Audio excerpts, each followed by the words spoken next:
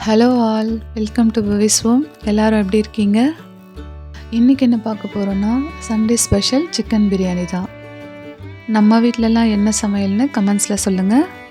பிரியாணிக்கு தேவையான வெங்காயம், தக்காளி, பச்சை மிளகாய், இஞ்சி பூண்டு, புதினா, கொத்தமல்லி எல்லாமே க்ளீன் பண்ணி கட் பண்ணி வச்சுருக்கேன்.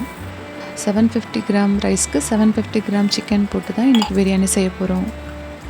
இப்போது அரிசியை 2 டைம்ஸ் நல்லா வாஷ் பண்ணி 10 மினிட்ஸ் ஊற வச்சுக்கலாம்.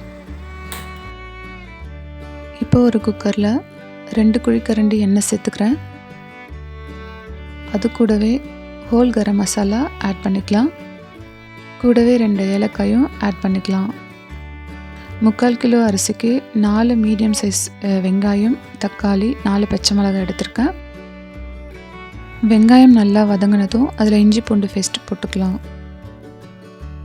கூடவே புதினா, கொத்தமல்லி, தக்காளியும் ஆட் பண்ணிக்கலாம். அது நல்லா வதங்கட்டும். தக்காளி போட்ட உடனே நம்ம உப்பு போட்டோம்னா சீக்கிரமாக வதங்கிடும். ஸோ உப்பு ஆட் பண்ணிக்கலாம். ஒரு 2 மினிட்ஸ் நல்லா வதக்கிக்கலாம். எனக்கு சிக்கன் பிரியாணி ரொம்ப ஃபேவரட். உங்களுக்குலாம் பிடிக்குமான்னு சொல்லுங்கள். வெங்காயம், தக்காளி நல்லா வதங்கினதும் அது கூடவே சிக்கனை ஆட் பண்ணி ஒரு 2 மினிட்ஸ் நல்லா வதக்கிக்கலாம். இது கூடவே 2 ஸ்பூன் தனி மிளகாய் தூள், 1 ஸ்பூன் காஷ்மீரி மிளகாய் தூள் ஆட் பண்ணிக்கிறேன். இது எல்லாமே சேர்த்து ஒரு 2 மினிட்ஸ் நல்லா கலந்து விட்டுக்கோங்க. இது கூடவே 2 ஸ்பூன் தயிர் ஆட் பண்ணிக்கலாம். தயிர் எதுக்காகனா சிக்கன் கொஞ்சம் சாஃப்டாகவும் டேஸ்ட் நல்லாயிருக்கும். இந்த ஸ்டேஜில் ஒரு மூடி போட்டு ஒரு 5 மினிட்ஸ் சிக்கனை வேக வச்சுக்கலாம். ஓகே, இப்போ நம்ம பேட்ரி ரொம்ப லோ ஆகிடுச்சு. ஒரு காஃபி குடித்து சார்ஜ் பண்ணிக்க வேண்டியதுதான். சுட ஒரு காஃபி குடித்தாச்சு.